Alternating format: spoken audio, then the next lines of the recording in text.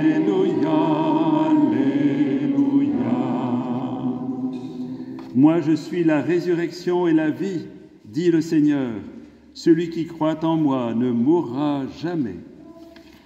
Alléluia, Alléluia, Alléluia, Alléluia, Alléluia, Alléluia, Alléluia, Alléluia.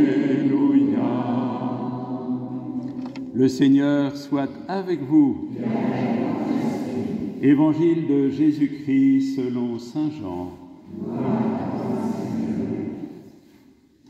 En ce temps-là, Marthe et Marie, les deux sœurs de Lazare, envoyèrent dire à Jésus, « Seigneur, celui que tu aimes est malade. » En apprenant cela, Jésus dit, « Cette maladie ne conduit pas à la mort. Elle est pour la gloire de Dieu, afin que par elle le Fils de Dieu soit glorifié. » Jésus aimait Marthe et sa sœur, ainsi que Lazare. Quand il apprit que celui-ci était malade, il demeura 2 jours encore à l'endroit où il se trouvait. Puis, après cela, il dit aux disciples, « Revenons en Judée. » À son arrivée, Jésus trouva Lazare au tombeau depuis 4 jours déjà. Lorsque Marthe apprit l'arrivée de Jésus, elle partit à sa rencontre, tandis que Marie restait assise à la maison. Marthe dit à Jésus, « Seigneur, si tu avais été ici, mon frère ne serait pas mort. Mais maintenant encore, je le sais, tout ce que tu demanderas à Dieu, Dieu te l'accordera. » Jésus lui dit, « Ton frère ressuscitera. » Marthe reprit, « Je sais qu'il ressuscitera à la résurrection au dernier jour. » Jésus lui dit, « Moi, je suis la résurrection et la vie. Celui qui croit en moi, même s'il meurt, vivra, et quiconque vit et croit en moi ne mourra jamais. Crois-tu cela ?» Elle répondit, « Oui, Seigneur, je le crois. Tu es le Christ, le Fils de Dieu, tu es celui qui vient dans le monde. » Jésus, en son esprit, fut saisi d'émotion, il fut bouleversé, et il demanda, « Où l'avez-vous déposé ?»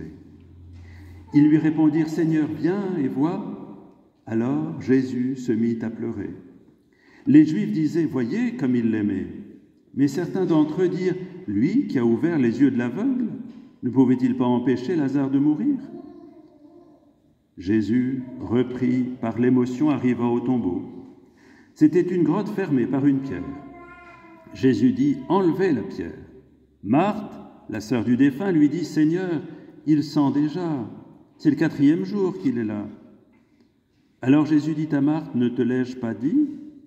Si tu crois, tu verras la gloire de Dieu. » On enleva donc la pierre. Alors, Jésus leva les yeux au ciel et dit, « Père, je te rends grâce parce que tu m'as exaucé. Je le savais bien, moi, que tu m'exauces toujours. Mais je le dis à cause de la foule qui m'entoure, afin qu'ils croient que c'est toi qui m'as envoyé. » Après cela, il cria d'une voix forte, « Lazare, viens dehors !» Et le mort sortit, les pieds et les mains liés par des bandelettes, le visage enveloppé d'un suaire. Jésus leur dit, « Déliez-le, laissez-le aller. » Beaucoup de Juifs qui étaient venus auprès de Marie et avaient donc vu ce que Jésus avait fait, crurent en lui. Acclamons la parole de Dieu.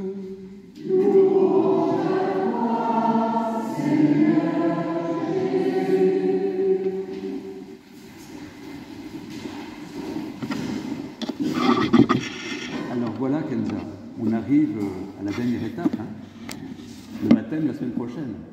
N'oublie pas de venir.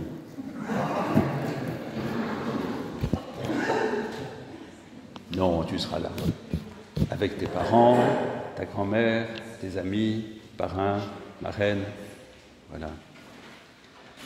Alors, cette dernière étape, ce qu'on appelle scrutin, c'est un nom un peu bizarre, c'est un troisième temps de prière pour toi et avec toi, de toute la communauté, en vue de ce grand moment que tu vas vivre, pour que vraiment tu puisses le vivre pleinement la semaine prochaine, totalement libre pour pouvoir accueillir cette vie débordante, cette vie éternelle que le Seigneur veut mettre en toi, te plonger dans sa vie pour que tu vives pleinement et sois heureuse. Voilà, on s'en est parlé cette semaine, hein, à chaque fois on prépare ensemble, avec Daniel. Alors, on va regarder un peu cette scène. Elle est un peu étrange quand même, cette scène d'évangile, vous ne trouvez pas? Parce que Jésus, voilà, on dit qu'il aimait Marthe et Marie et Lazare. Alors, un jour, il y a quelques années, nous avions un monsieur qui habitait pas loin de l'endroit où on se retrouvait pour prier, derrière l'église Saint-Martial. Il habitait dans une petite chambrette au rez-de-chaussée en face. Il ne buvait pas que du lait. Et un jour, il vient vers moi et il me dit « Ah ah ah, je sais », parce qu'il y avait sur la porte, on m'était marqué Béthanie à l'époque. Il dit « Je sais ce que c'est, Béthanie, on me l'a dit ». Je dis « Bon, c'est quoi ?» C'est l'endroit où Jésus venait passer ses vacances. C'est pas faux. Béthanie, c'était l'endroit où vivaient ses amis, Marthe, Marie, Lazare, et Jésus trouvait là le repos pour son cœur. Dans les longues missions qu'il faisait, Jésus aimait aller se reposer à Béthanie auprès de ses amis. Marthe était très bonne cuisinière, paraît-il. Vous êtes au courant, non? Marie était une contemplative. Et Lazare, on ne sait pas trop ce qu'il faisait, il devait travailler au jardin. Voilà, il aimait ses amis. Et voilà on lui dit que Lazare est très malade, et monsieur prend son temps. Il attend 2 jours avant de se mettre en route, et puis là, il ne doit pas aller très vite, parce qu'il arrive 4 jours après l'enterrement, vous imaginez. Je ne sais pas s'il fallait 6 jours pour aller de là où il était jusqu'à Béthanie. Qu'est-ce que ça veut dire? Qu'est-ce que ça veut dire? Il aurait dû se précipiter. Alors, on a dit dans un des dimanches, tu sais la différence entre le pourquoi en un mot et le pourquoi en 2 mots. Tu te souviens? Pourquoi en un mot, qu'est-ce que ça veut dire? C'est la cause, hein? Comment ça se fait que? Et le pourquoi en 2 mots, qu'est-ce que ça veut dire? C'est l'objectif. C'est pourquoi. Alors, si on part sur le pourquoi en un mot, peut se dire, eh bien, Jésus était indifférent à la souffrance de ses amis. Voilà, on pourrait dire ça. Ou il avait mieux à faire. Peut-être qu'il avait commencé quelque chose. Ou alors, il voulait mettre les siens à l'épreuve. Pourquoi? Peut-être que c'est ça. Ou alors, il était fatigué de faire du bien. Vous voyez bien que c'est complètement idiot. C'est pas ça le sujet. Le sujet, c'est pourquoi? Pourquoi faire? Pourquoi est-il arrivé si tard? Eh bien, parce que Jésus voulait manifester à tous et à ses amis que s'ils s'accrochaient, qu'ils s'attachaient à lui par leur foi, par leur confiance, il les entraînerait vers la vie. Que s'ils acceptaient d'être baptisés, non, ce n'est pas le sujet là, mais ça se rejoint avec ce que tu vis, eh bien, le Seigneur te donne la vie en plénitude. C'est pareil quand on reçoit la confirmation ou qu'on communie pour la première fois. On reçoit la vie en plénitude. Et c'est ça que Jésus veut dire. Vous voyez, j'ai pu réanimer ce Lazare. Ce n'est pas encore la résurrection, attention. Hein, parce que Lazare, vous savez, il est mort il y a 2000 ans. Une 2e fois, il n'est pas ressuscité, il est réanimé. C'est-à-dire que Jésus lui a permis de continuer la vie comme elle était avant. La résurrection, c'est autre chose. Jésus est ressuscité. Vous voyez la différence? Quand Lazare sort du tombeau, il est encore entouré de bandelettes, vous avez entendu tout à l'heure. Et il va falloir lui enlever les bandelettes. Ça veut dire que ce n'est pas encore la vie nouvelle, c'est une vie qui recommence. Jésus, quand il va sortir du tombeau, il n'y a plus de bandelettes, il n'y a plus rien, il est dans une vie totalement libérée. Et c'est cette vie libre, heureuse, qui vous est proposée dans le baptême, dans les sacrements. Une vie qui commence dès maintenant. Dès maintenant. Tu es d'accord, Bernadette? Bon, très bien. Vous voyez, c'est ça que Lazare signifie. Et que toi, tu vas signifier aussi dans ton baptême.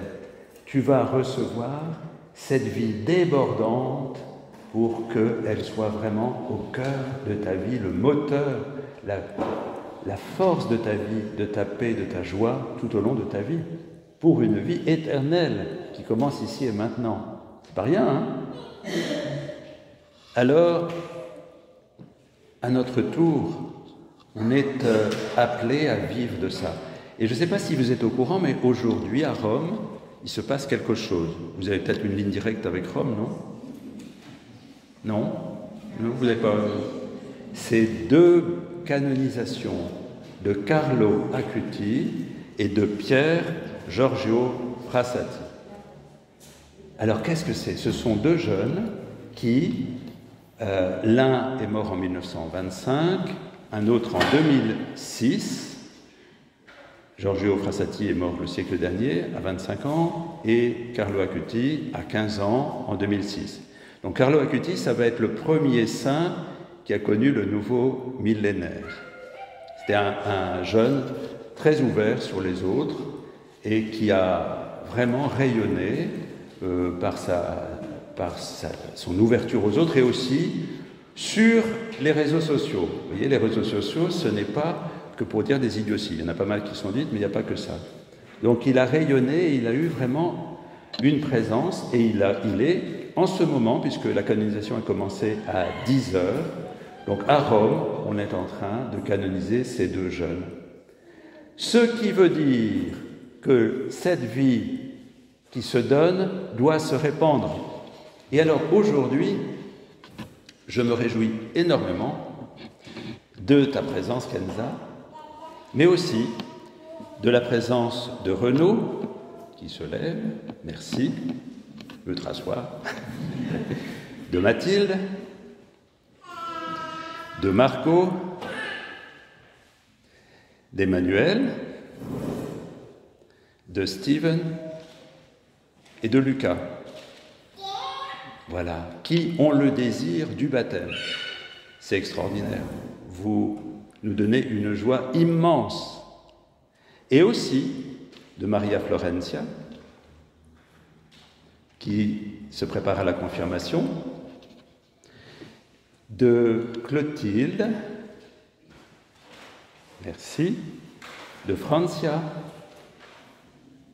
de Fanny, qui se prépare à communier pour une première fois, et également de Tornik et Oksana, qui se préparent au mariage. Voilà.